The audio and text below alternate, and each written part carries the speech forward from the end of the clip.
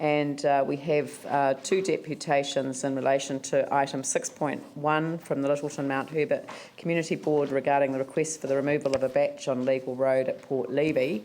First of all, we have Alex and Tracy Stewart, who have asked that a third person, Isaac Walker Brett, join them, but standing orders only allow for 2 people to come to the table, but I would like, with the permission of council, to set aside the standing order that makes that requirement and allow the 3 to come to the table. So that's moved Vicky Buck, seconded Tim Scandrett, and I shall put that motion. All those in favour say aye, those opposed say no. That's carried. So if I could invite the Stewarts and Mr Walker to come to the table.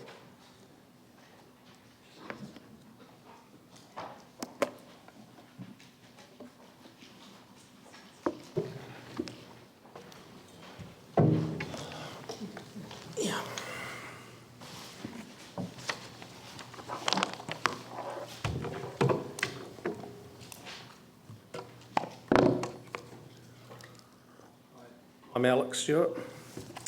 This is Tracy Stewart, my wife, and Isaac Walker, son-in-law.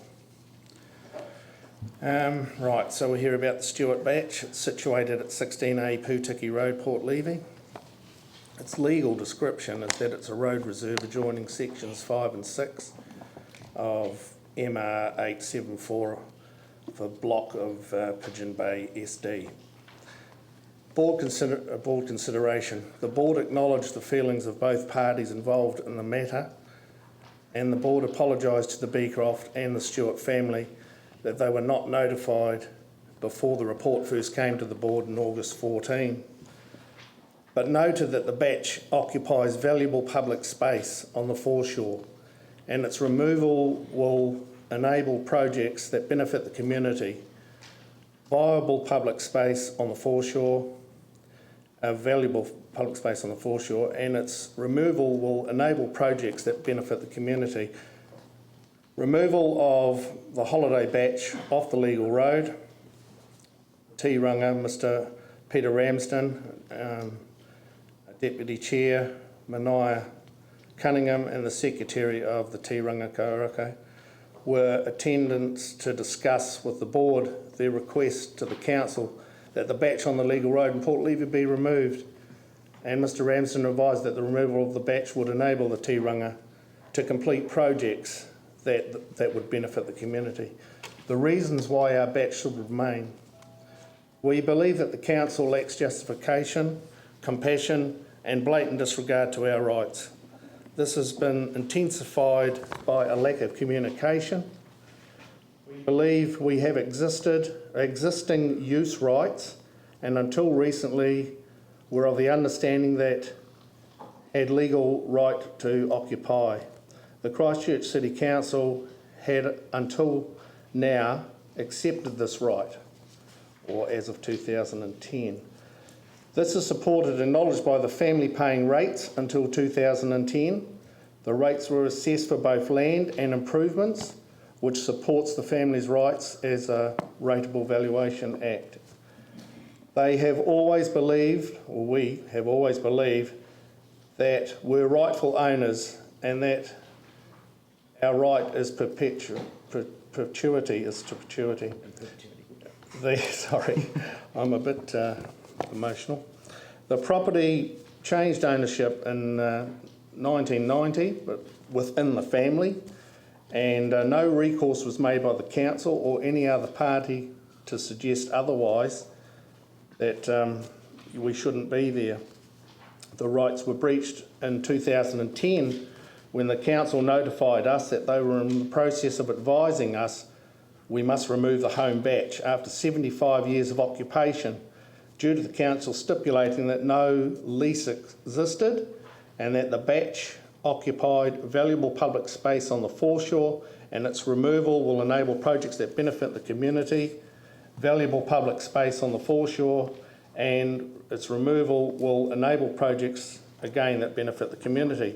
In addition, it would enable the T-Runga to complete projects that they believe benefit their community. To date, no detailed landscaping plans have been presented or communicated to us. Apparently serves as underlying justification for the removal of the batch. The only plans they have seen relate to the proposed building division of 4 new dwellings located on the section behind us. These plans were amended to 3 as the council informed the iwi that due to our batch, 4 units would not be likely to be proceeded with under the district planning. And we were questioning whether those proposed subdivisions are projects that would better service the community. It's our opinion that the batch forms part of Port Levy and the structure has historical significance. It is our opinion it should be protected as a historical building and refurbished for future generations. The rich history of the building, Angel's Rest, and the era should be retained. The authentic Kiwi batch forms part of New Zealand culture and the great Kiwi dream. This is evident in museums throughout New Zealand. And has Christchurch not lost enough? The removal of the batch is short-sighted and is not in the community's best interest. We believe there are better and more viable alternatives based on information provided and all evidence to hand. The current proposals lack depth and appears to be more about economic gain than community spirit. Our family wishes to remain in Port Levy and wants all generations to enjoy this iconic, beautiful land we call home, or a batch. We are happy to engage with the council, the iwi and the community for mutual beneficial resolutions. Bit of history, the batch was built in the late 1939 by Mr Nicholson, and it was bought by Tracy's grandfather, Clarence Beaumont, in 1940. It's been in the family since that time and it's now controlled by us. The Stewart family maintains and controls use of the batch, but it's always available to other members of the family. The Beecrofts, the Walkers, what's Audrey's name? I can't think of it. Anyway, Auntie Audrey, her side of the family. I'm sure she's someone important. She's important, all right, yes. We believe that Clarence, who bought the batch in 1940, was an astute businessman. He would not have invested in the batch without either an agreement with the Mount Herbert County Council or the Crown, and this would obviously have been obtained before the Land Act of 1948. We can't prove that, but then therefore the council can't prove that it wasn't there either. Rates. The Local Government Act 2002, Rating Act, states that rating information database must be kept, and that either written or electronic or both. It also states that rates cannot be charged on road reserves under the Act. Therefore, why were rates demands produced up to and including August 2010 if we did not have any rights? The Christchurch City Council has stated that they do not record records or do not have the records due to amalgamations over the years. And that would be understandable because it was the Mount Herbert County Council, then Banks Peninsula, and now, of course, Christchurch City. So, yeah. As we have occupied here since 1940, we don't think we need to prove the existence of those agreements, as we believe they were there, and therefore it's up to Christchurch City Council to prove otherwise. We also believe that we have in the past had an agreement with the Tiranga for the use of the land, and the reason for that is that every year from 1940 until 1967, money was paid to Mr Solomon for the rental of the land. Why did he collect payment if the land is the council or Crown owned? Who would know?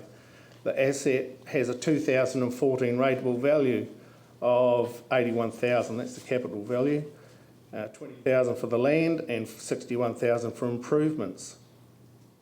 You might ask, why did we pay rates on as demanded? Well, the answer is quite simple. If we did not pay, we would have been penalised, and we never at any stage thought we should not pay, as everything suggests that we had some rights, especially as we were paying rates on 40 square metres of land. If this had previously been Maori customary land, Then again, it is not rateable, and because we were rated, suggests we should have had rights to occupy. Therefore, the presumption can be made that we must have had permission to occupy after taking control of the batch from the first owner, due to the fact we have not been asked to vacate the location until 2010, when the Tiranga and the City Council approached the City Council over occupation of the site. So surely we should have been asked to move much earlier if we were not entitled to be there. In the 1940s, there was a Maori church situated where the public toilet is at Parari in Port Levy. That's the area where our batch is. It's got its own little name. Then there was Angel's Rest, which is our batch, so called as the Maori graveyard is situated on the other side of the creek to Angel's Rest. And it's believed that that is where the angels used to wait to carry the spirits from the church to the graveyard. That church was burnt down in 1945. We know that because Tracy's mother was 14, so it had to be 1945. History books have it anywhere between 1940 and the late 50s, but it was 1945. And I wonder if we would be here now under these circumstances if that church was still standing. We have always got on well with the permanent residents and holiday makers alike. If we have turned up at the batch and there's been people in our grounds barbecuing or whatever, we've never said, bugger off, we own this. We've let them stay. We've said, no, you're here, it doesn't matter. It's only barbecue, picnic, what the hell, it doesn't matter. So 5 years have now passed since this has all started, and we just want to know why we're in this situation, really. We were called to a meeting at the Christchurch City Council in February with Mr. Wen Kai Ching and Mr. Justin Sims, so they could gather information to present to the community board. At that meeting, it was intimated that the council usually will try and reposition people to a similar type of place in situations such as ours. However, they said ours is such a unique spot, we may not be able to place in a similar situation. We did not mind where they put us in Port Levy, but we didn't want to move, but we haven't as yet had an official offer of relocating or anything. Re the Mount Herbert County Council, or Littleton Mount Herbert Community Board rather, meeting on Wednesday the 18th, we were advised that both we and the Rinanga were allowed to have 2 speakers each, and that each speaker was to be pre-nominated and allowed 5 minutes to speak. We were asked to speak first, and we did. The Tiranga spoke second. However, once they had finished, they had a third person speak on their behalf. That person was Mr. Adrian Taputa, a board member who had seconded the motion to have the batch removed. Mr. Taputa, I understand, previously worked as a Ngāhi Tahu development, and he has strong ties with the local iwi. Should he not have distanced himself from this process? He spoke of how they looked after the land for 800 years, etc. This should be in the minutes, and both Tracy and I sincerely believe he was a third speaker for the Tiranga, and we don't know why they were allowed the 3, and even though, in fairness, their second speaker didn't speak because he had nothing to say, but he was the second speaker. So was that not a conflict of interest? In summary, the Littleton Mount Herbert Community Board has recommended to you that we demolish the batch at our expense. The Community Board comprises of 6 members, 2 which stood down to a perception that a conflict of interest may be perceived, and we question the Board's decision. It's our opinion that the batches should not be demolished or removed. We believe that we have existing use rights and that the recommendations put to the Council lack justification and compassion. The family has been prominent in Port Levy for 75 years, and we feel that we have a good relationship with the community. We believe we have strong ties with the community, and we wish to remain.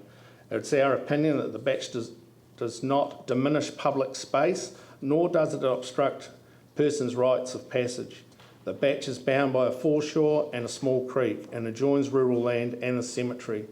The land adjacent to the batch where the first Anglican church was established is currently a car park area reserved with a small toilet. I'd like to ask the question, The small land parcel that the Batch has occupied for 70 years, what additional value do you believe you could provide that justifies not only your foregoing our rights, but also destroying history? Our family also point out that prior to the notice in 2010, we had earmarked the Batch to fully restore it and refurbish it. But obviously that hasn't happened.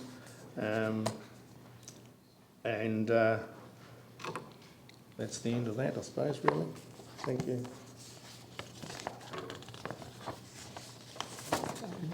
Yeah. Well, I'm Tracy Stewart, and I'm speaking from the heart, basically, because it's part of my family heritage. And I just wanted to say that 5 years ago we were approached by the Runanga, who came to our own home and talked to us about their proposal. For some reason, they took our meeting as a done and dusted, yes, we've agreed. Well, that definitely did not happen at our meeting. And it's our little piece of paradise that is full of family memories. We've always had a very good relationship with the Runanga. We've had many been invited to hangis, barbecues, quiz nights, whatever was happening along at the Runanga, we were always included. And likewise, when people were walking past our place, the gate was always open for a cup of tea. Or in my father's day, a half G was always at the ready. It saddens us all for it to be coming down to this. This meeting wouldn't even be happening if someone hadn't decided that our family history and our future do not seem to count or matter, and therefore this new development can carry on regardless. Well, speaking on behalf of our family, we're all very passionate and saddened that we're having to prove how important this little tiny piece of solitude and paradise this is to all of us. We were told at the community board meeting that this was a very emotive time for everyone. Of course it's very emotional. This is about our family history. This whole process has been very stressful and upsetting for every member of our family. We weren't even contacted when the council and the Runanga visited the Batch about the council were told by the Runanga that the family had agreed for the Batch to go. And what a surprise when we read that in the paper. That was not what was agreed. The community board have apologised for this, and even though they've apologised, it was very, very upsetting for my elderly mother. My mother, who is 84 and has been through a lot over the last 4 years, and the elderly more so, I'm sitting here today asking, while we still have our mother, please leave things as they are. My 84-year-old mother again would have attended this meeting, but due to this whole thing being too upsetting for her, she has asked me to speak on her behalf. So, my father, Clarence Beaumont, bought the Batch in good faith all those years ago for his family and future generations to enjoy. And I am very saddened that this beautiful dream for all the family have come down to this. I know he and my mother were setting the family holidays up for life, and I just know they both, if were alive, would be mortified that the family was here today fighting for something so very, very special to us all. I only hope common sense is restored here today. So many more family memories can be made at this amazing little slice of heaven. And she wanted me to say this.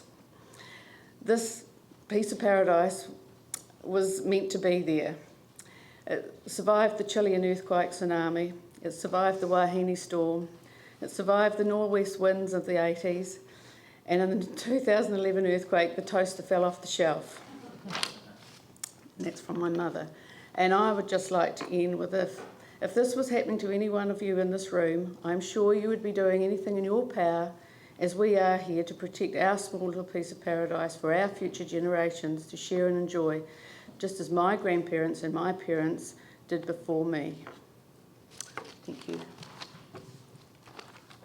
I don't really actually have too much to add. I think you guys have pretty much said everything. I think probably from the outside, the two probably key main elements are probably to do with the process, and I think the lack of communication probably that's been shown towards these two, and lack of compassion probably has a large part to do, I think, yeah, it would have been nice if they had a better understanding of why you guys proposed to move the batch, and also the rationale. So I guess standing back, the rationale that everyone puts on there, disregarding the right to occupy, relates to the landscape plans and is to do with the subdivision. And I think there's a lack of depth and substance around that sort of process. That's pretty much it. Thank you very much. I don't think that there would be a single person in the room that wasn't moved by that presentation, and I thank you for being so frank and for presenting in such a I think moving way. So I can't really say any more than that. Obviously, we're faced with a paper that we're going to deal with shortly, so it will come up straight after the presentation. We've got one other deputation on the matter, so I would certainly invite you to remain for the discussion. But I think on the basis of what you're presented today, I think that it certainly has raised a number of questions for me that I would like to see answered before we make a decision. So if that's comfort to you, then I hope that that's something that the council will consider. So thank you very much for your presentation, and thank you. Thank you. Cheers. So if I could now invite Peter Ramsden, Deputy Chair, and Mania Cunningham, Secretary of Te Runanga o Kokorarata, regarding item 6.1 to come forward.